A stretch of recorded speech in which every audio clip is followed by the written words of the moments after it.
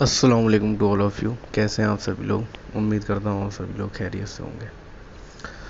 आज हम पढ़ते हैं एक इन्फेक्शंस के बारे में। बैक्टीरियल इन्फेक्शंस हैं डिप्थीरिया। ठीक है, इसके बारे में हम पढ़ेंगे कि इसका कॉजेटिव एजेंट क्या होता है, इसका इंक्यूबेशन पीरियड क्या होता है, और मोड ऑफ ट्रांसमिशन हो गया या सोर्स ऑफ इन्फेक्शंस हो गया।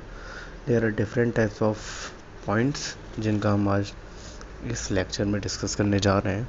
ओके, तो अगर हम बात करें डिप्थीरिया है क्या। डिप्थीरिया एक बैक्टीरियल इन्फेक्शन है जिसका कॉजेटिव एजेंट होता है कॉर्नी बैक्टीरियम डिप्थीरी। अगर हम बात करें कॉर्नी बैक्टीरियम डिप्थीरी बैक्टीरिया के बारे में, जो कि ग्राम पॉजिटिव है या नेगेटिव, और मोटेल है या नॉन मोटेल, तो ये जो डिप्थीरी बैक्टीरिया होता है ये ग्राम पॉजिटिव होता है और नॉन मोटाइल होता है। ऐसे आप ऐसे अंदाज़ा लगा सकते हैं इसका जो मोड ऑफ ट्रांसमिशन होता है मोस्ट कॉमनली रेस्पिरेटरी ड्रॉपलेट्स होते हैं। तो आप सोच सकते हैं जब रेस्पिरेटरी ड्रॉपलेट्स हमारे पेरेंटल रूट के द्वारा भी इन्फेक्शन ये फैल सकता है। ठीक है, मान के चलिए आप रेस्पिरेटरी रूट के ज़रिए ड्रॉपलेट्स गए। ओके, लेकिन वो खुद सोचिए नीचे नहीं उतर रहे, एलिमेंट्री कैनाल में नहीं जा रहे, तो क्योंकि डिप्थीरिया क्या होता है स्यूडो मेम्ब्रेन डेवलप हो जाती है कहाँ पे, लैरिंग्स में। ठीक है, लैरिंग्स में क्या हो जाती है स्यूडो मेम्ब्रेन डेवलप, तो आप एक आइडिया लगा सकते हैं कि वहाँ से ये मूवमेंट नहीं कर पाता। ठीक है, तो इसीलिए हम कह सकते हैं नॉन मोटाइल है, मतलब याद करने के लिए। ठीक है, ये थ्योरी बना रखी है।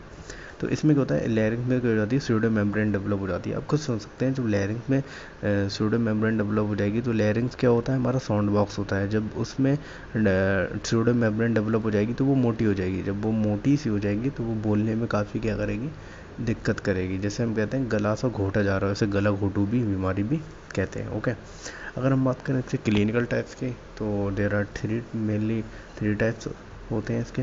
एंटीरियर नेज़ल या नोज़ के में जो होता है, या फोकियल होता है जहाँ पे टॉन्सिल्स वगैरह पाई जाती हैं, लैरिंजियल जहाँ लैरिंग्स में हो जाता है। ओके, तो it can affect any part of the body, other part of body को भी इन्वॉल्व कर सकता है, जिसमें कंजक्टिवा बल्बा स्किन भी आ सकते हैं। Most common type of diphtheria क्या होता है फोकियल डिप्थीरिया, जिसमें क्या होता है हमारे टॉन्सिल्स और फेरिंग्स इन्वॉल्व होता है।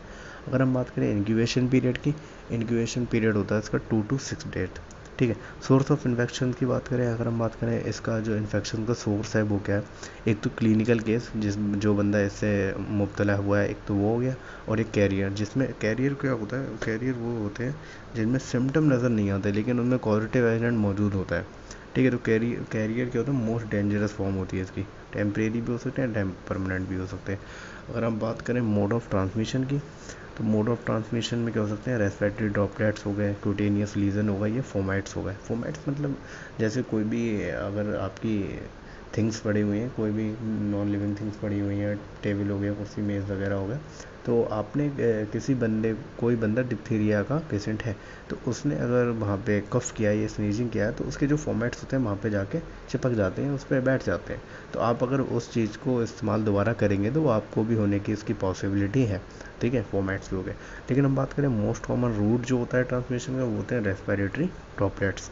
अगर हम बात करें पोर्टल ऑफ एंट्री, इसका जो पॉजिटिव एजेंट है इसकी एंट्री का कहाँ से एंट्री करता है, तो मेनली कहाँ से करता है रेस्पिरेटरी रूट के द्वारा या स्किन या क्यूटेनियस रूट के द्वारा, मतलब इंट्राडर्मली भी क्यूटेनियस रूट के द्वारा भी कर सकता है।